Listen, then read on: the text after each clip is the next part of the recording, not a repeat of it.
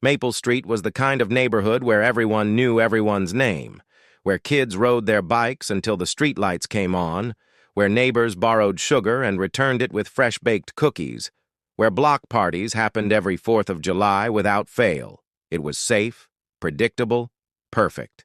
Or so everyone thought. Jennifer Hayes had lived on Maple Street for 7 years, long enough to know which houses gave out full-size candy bars on Halloween, which lawns were maintained with obsessive precision, which families had loud arguments behind closed doors despite their perfect facades. But Thomas Warren, he was different. Thomas lived in the blue colonial at the end of the street, the one with the immaculate garden, the bird feeders that attracted cardinals and blue jays, the American flag that flew proudly from the front porch. Everyone loved Thomas.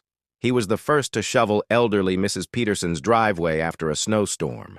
He organized the neighborhood watch meetings. He helped kids with their science projects. He brought casseroles to families in crisis. When his wife Margaret died of cancer 3 years ago, the entire street mourned with him. They'd brought him meals for months. They'd sat with him during his grief. They'd watched him slowly come back to life, finding purpose in helping others, in being the rock everyone needed. Thomas is a saint, Jennifer's husband Kevin often said. We're lucky to have him as a neighbor. And Jennifer agreed. Of course she agreed. Until the day everything changed. It started with a smell. Not a terrible smell. Not at first. Just something off. Something that didn't belong in the crisp autumn air of suburban Connecticut. Jennifer noticed it during her morning jog. A sweet, heavy, wrong kind of smell drifting from somewhere on the street.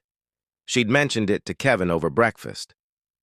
Probably just someone's compost bin, he'd said, not looking up from his phone, or a dead animal in the woods. But the smell persisted, day after day, getting stronger, more pronounced. Other neighbors noticed too. You're watching the Fiend files. If you love gripping stories, twisted secrets, and real-life drama, hit subscribe now and tell me, where are you watching from? London, New York, Toronto, Chicago, Los Angeles, Houston, Miami, or anywhere across the world? Do you smell that? Lily Chen asked Jennifer one afternoon. The 12-year-old lived 2 houses down and often walked Jennifer's golden retriever, Max, after school. I do, Jennifer admitted. It's been bothering me all week. It's gross, Lily wrinkled her nose. Like, I don't know. Like something died. The words sent an inexplicable chill down Jennifer's spine. That evening, Jennifer stood at her kitchen window, washing dishes and watching the street. The sun was setting, painting everything in shades of gold and amber, beautiful, peaceful. She watched Thomas emerge from his house, carrying his trash to the curb.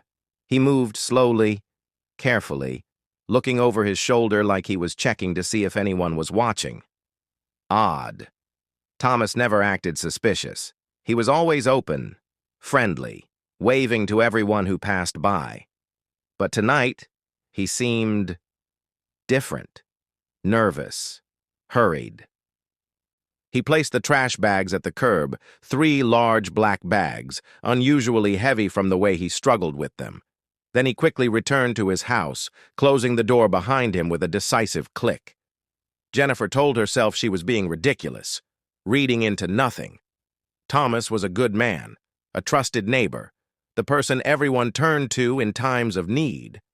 But that night, she couldn't sleep.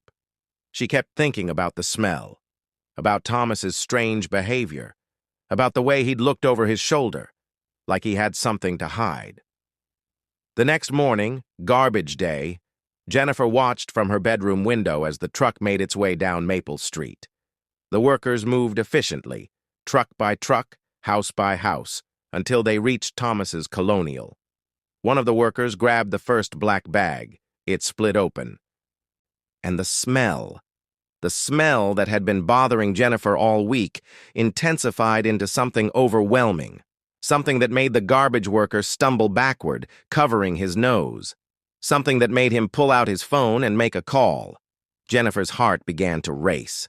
Within 20 minutes, a police car pulled up to Thomas's house. Then another. Then Detective Sarah Martinez, a woman Jennifer recognized from the neighborhood watch meetings, emerged from an unmarked sedan. The street came alive with curiosity. Neighbors emerged from their homes, standing on porches, gathering in small clusters, whispering among themselves. What's going on? Is Thomas okay? Did something happen? Jennifer grabbed her jacket and walked down the street, drawn by the same morbid curiosity that had attracted everyone else. She found herself standing next to Mrs. Peterson, the elderly widow Thomas always helped. "Do you know what's happening?" Mrs. Peterson asked, her voice trembling. "No idea," Jennifer lied, but her stomach was churning. That smell, that awful smell. Detective Martinez knocked on Thomas's door, once, twice, 3 times. No answer. She spoke into her radio, and 2 uniformed officers moved around the house, checking windows, looking for entry points. Then Thomas appeared at the door. He looked terrible, pale, exhausted, like he hadn't slept in days. "Mr. Warren," Detective Martinez's voice carried down the street. "We need to ask you some questions. There's been a complaint about a smell coming from your property." Thomas's face went even whiter. "A smell? I don't know what you're talking about." "Sir, we'd like permission to look around your property, just to make sure everything's all right." The entire street held its breath. Thomas stood frozen in his doorway, his kind eyes darting between the detective and the gathered neighbors. He looked cornered, trapped. "Do you have a warrant?" His voice was barely audible. Detective Martinez's expression hardened. "We can get one. But it would be much easier if you just cooperated, Mr. Warren. If there's nothing to hide, there's nothing to worry about." Another long pause. Then Thomas stepped aside. "Fine. Look wherever you want." Jennifer watched as Detective Martinez and 2 officers entered Thomas's house. The crowd grew larger, more neighbors emerging from homes, drawn by the police presence and the swirling rumors. "I heard it was a gas leak," someone whispered. "No. Someone said it was a dead animal in the walls." "What if he's sick? What if Thomas needs help?" Jennifer said nothing, just watched, waited. Her journalist instincts, dormant since she'd left her career to raise their daughter, suddenly firing on all cylinders. Something was very wrong here. 15 minutes passed, 20, 30. Then Detective Martinez emerged from the house, her face grim. She spoke urgently into her radio. "I need backup, CSI, and call the FBI. We've got something here, something big." The street erupted in whispers. FBI? What could possibly require the FBI? More police cars arrived, then unmarked vans, then people in hazmat suits carrying equipment Jennifer couldn't identify. And Thomas. Thomas was led out of his house in handcuffs, the man everyone trusted, the neighbor everyone loved. Walking down his front path with his head bowed, his hands bound, his perfect facade finally cracked. Mrs. Peterson gasped, No, there must be some mistake. Thomas wouldn't hurt a fly." But Detective Martinez's expression told a different story. As Thomas was placed in the back of a police car, his eyes met Jennifer's across the crowd. And in that moment, she saw something that made her blood run cold. Not shame, not regret, relief. Like he was finally free of a terrible burden. The police cordoned off Thomas's entire property with yellow crime scene tape. News vans appeared within hours, drawn by scanner chatter and the promise of a story in perfect suburbia gone wrong. Jennifer and Kevin watched from their living room window as investigators carried equipment in and out of Thomas's house. Evidence bags, cameras, lights. "What do you think they found?" Kevin asked quietly. Jennifer shook her head. "I don't know, but it must be bad. Really bad." By evening, Detective Martinez held a brief press conference on the street. Cameras flashed. Reporters shouted questions. Neighbors huddled close enough to hear. Earlier today, Martinez began, her voice steady and professional. We executed a search warrant on the property of Thomas Warren, a resident of this street. What we discovered in the basement of Mr. Warren's home has resulted in his arrest on multiple charges. Due to the ongoing investigation, I cannot share specific details at this time. However, I can confirm that this is now a federal case involving— She paused, choosing her words carefully. Involving crimes against multiple victims spanning several years. The crowd erupted. Neighbors shouting, reporters pressing forward, cameras flashing like lightning. Multiple victims? Several years? This couldn't be real. Not Thomas. Not their Thomas. Jennifer felt Kevin's hand grip hers tightly. "Oh my God," he whispered. "Oh my God." Over the next 48 hours, the truth emerged in pieces, leaked to the press, whispered between neighbors, spreading like poison through Maple Street. The basement. Thomas's basement held secrets no one could have imagined. A hidden room behind a false wall, soundproofed, climate-controlled, locked from the outside and inside. Files, thousands of files, photographs, videos, evidence of crimes that spanned 2 decades. Thomas Warren, beloved neighbor, trusted friend, pillar of the community, was a monster. He'd been documenting his crimes meticulously, obsessively. Every victim cataloged, every moment recorded. The FBI found evidence linking him to 12 missing persons cases across 3 states. Young women, vulnerable, forgotten by society but not by their families who'd never stopped searching. The smell that had alerted Jennifer and the garbage workers. Chemical residue from Thomas's attempts to destroy evidence. He'd been burning documents in his basement incinerator. The one he'd told neighbors was for creative pottery projects. Jennifer sat at her kitchen table, reading news article after news article, each revelation more horrifying than the last. "We let our kids go to his house," she whispered. "We let them help him with yard work. We trusted him with our children." Kevin looked gray, sick. How did we not see it? How did no one see it? But that was the thing about people like Thomas. They were experts at deception, at building trust, at hiding in plain sight behind masks of normalcy. Detective Martinez came to interview Jennifer 3 days after Thomas's arrest. They sat in Jennifer's living room, the detective with her notebook, Jennifer with her tea growing cold in her hands. "I need to ask you some questions about Thomas Warren," Martinez began gently. "Anything you remember, no matter how small, could be important." Jennifer told her everything. The smell, the suspicious behavior, the way Thomas had looked relieved when he was arrested. "Did he ever seem inappropriate with children?" Martinez asked. "No, never. That's what makes this so surreal. He was like everyone's grandfather, patient, kind. He helped kids with homework. He taught them about birds and plants. Did anyone ever express concerns about him?" Jennifer thought hard. "No. Everyone loved him. He was the best of us. Or we thought he was." Martinez made notes. "What about his wife, Margaret? Did you know her?" "Not well. She was quiet, private. She got sick not long after we moved here, and she passed away 3 years ago. Thomas took care of her himself until the very end. We all thought it was so devoted." "Did Margaret ever seem afraid of him? Nervous?" Jennifer paused, thinking back, remembering. There had been something, a moment at a block party years ago.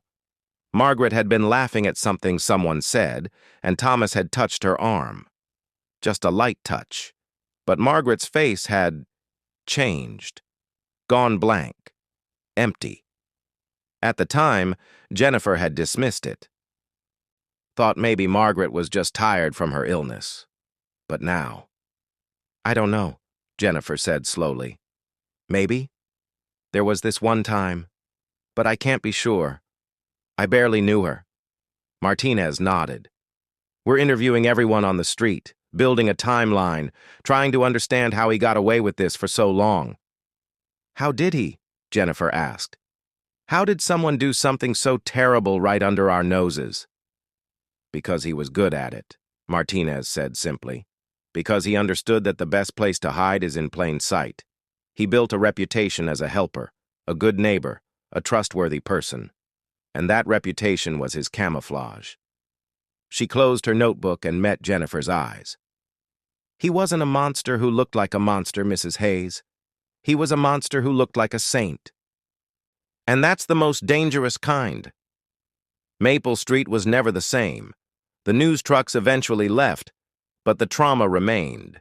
Yellow crime scene tape fluttered in the breeze for weeks while investigators continued their work. Neighbors stopped gathering for coffee. Kids weren't allowed to play outside unsupervised.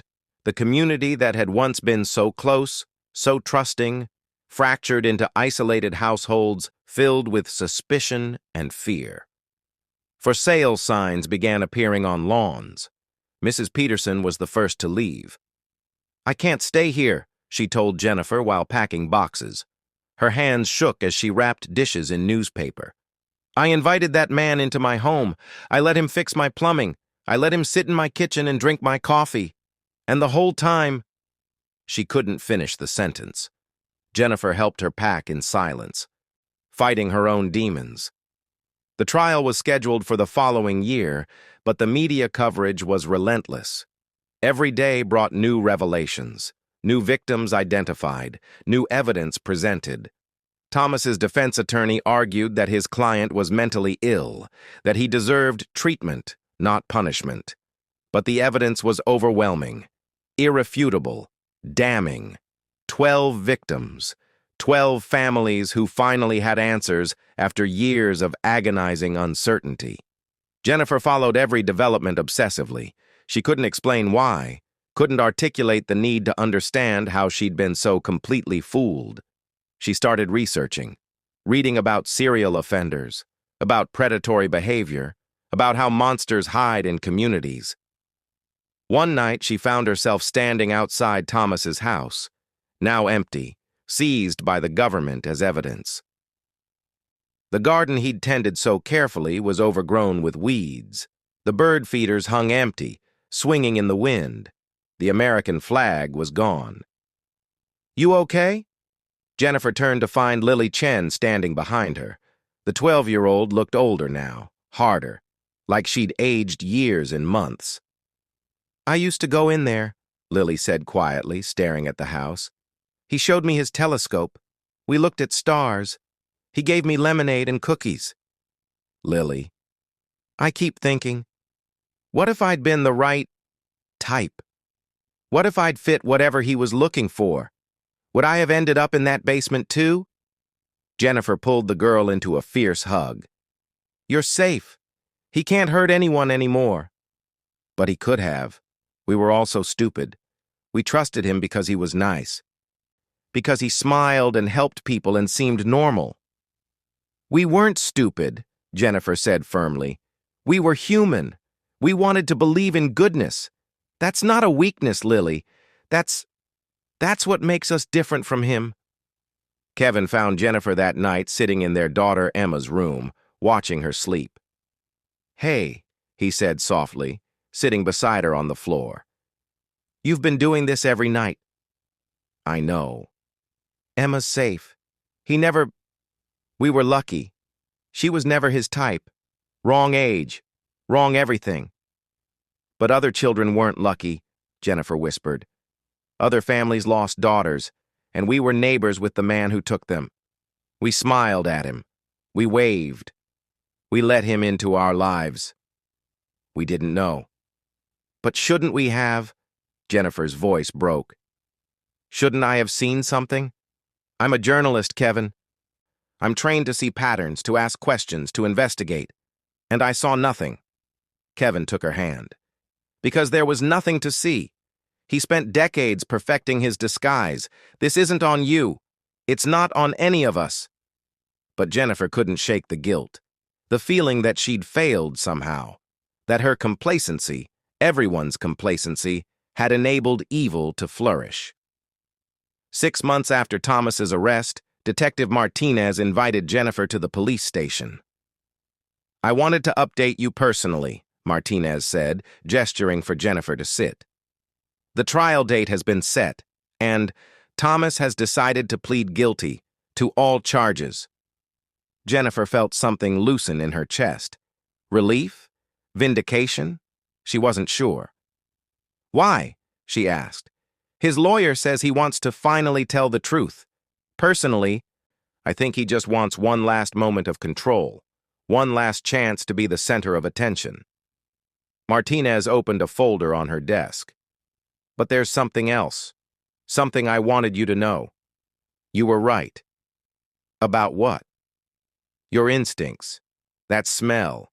Your feeling that something was wrong. You were the first person to notice. The first person to pay attention to the anomalies in his behavior." She slid a document across the desk. "If you hadn't mentioned the smell to your husband at breakfast that morning, if the garbage worker hadn't reported it, Thomas would have finished destroying the evidence. We would have lost our chance to identify the victims, to bring closure to their families." Jennifer stared at the document, her formal statement from that first interview. "You saved lives, Mrs. Hayes. Not the ones that were already lost, but the ones that could have been taken in the future. Because of you, Thomas Warren will never hurt anyone again." Jennifer's eyes filled with tears. "I didn't do anything, I just noticed." "That's everything," Martinez said gently. "Most people don't notice. They don't want to see what's uncomfortable. They don't want to question the people they trust. You did. And 12 families finally have answers because of it." Jennifer walked out of the police station into bright sunshine. The world looked different now. Sharper, more complex. She'd learned that evil doesn't always announce itself with obvious signs. Sometimes it wears a friendly smile. Sometimes it helps with yard work and brings casseroles and knows everyone's name. And sometimes the only thing standing between evil and its next victim is someone brave enough to notice when something feels wrong. Maple Street slowly healed. Some families moved away, unable to live with the memories. But others stayed, determined not to let Thomas Warren steal their home from them. The neighborhood watch reformed, different now, more aware, more vigilant. Mrs. Chen organized a memorial garden for Thomas's victims in the small park at the end of the street. 12 trees, one for each woman who'd been taken, a place for families to visit, to remember, to grieve. Jennifer returned to journalism, but with a different focus. She started investigating cold cases, helping families whose loved ones had disappeared, using her platform to shine light into dark corners. Kevin worried she was taking on too much. Processing her trauma through work. Maybe she was, but it felt right. It felt like purpose. 1 year after Thomas Warren's arrest, Jennifer stood in the courtroom as he was sentenced. Life in prison. 12 consecutive life sentences, no possibility of parole. Thomas showed no emotion as the judge read the verdict. Just sat there, empty, like the mask had finally been removed and there was nothing underneath. Outside the courthouse, Jennifer met the families of Thomas's victims, mothers and fathers, sisters and brothers, people who'd spent years not knowing, hoping, praying for answers. One mother, Maria Rodriguez, whose daughter Christina had disappeared 7 years earlier, took Jennifer's hands in hers. "Thank you," Maria whispered, tears streaming down her face. "Thank you for noticing. Thank you for caring. Thank you for not looking away." And in that moment, Jennifer understood something profound. The opposite of evil isn't just good, it's attention, it's awareness, it's the courage to see what others ignore. It's neighbors who notice when something's wrong and have the bravery to speak up. It's garbage workers who don't dismiss a strange smell. It's detectives who take complaints seriously.